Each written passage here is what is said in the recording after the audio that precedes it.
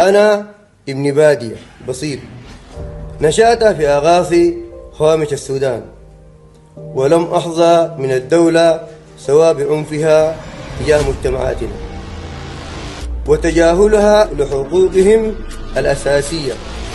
ولقد تعلمت في مدرسة الحياة الكثير من الدروس،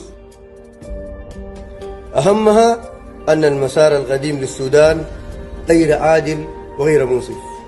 أنا رجل نشأت في وسط الحروب، عرفتها وخبرتها، لذا أعرف معنى السلام وأهميته منذ أيام الحكومة الانتقالية الأولى، واخترت في مجلس السيادة أن أتولى مهمة ملف السلام، لأنني مقتنع بأنه لا مستقبل لهذه البلاد دون إسكات جميع أصوات البنادق وإدارة تبايناتنا بالحكمة والموعظة الحسنة.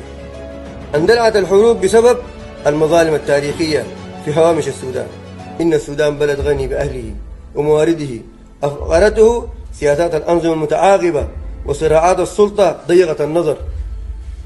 رسالة خاصة إلى عناصر النظام البائد: لقد حكمتم هذه البلاد بغير وجه حق 30 عاما، قسمتم فيها السودان لبلدين، نشرتم فيها الفساد والاستبداد، وأثرتم فيها الفتن القبلية والاجتماعية، حتى صار ضدكم الشعب وأغضبه.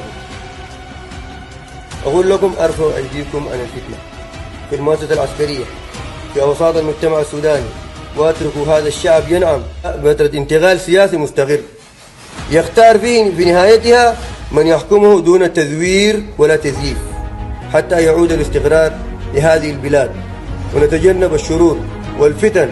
هذا أحد قطعناه، وهذه كلمة نقولها لله وللتاريخ وللوطن، ولن نتراجع عنها أبدا.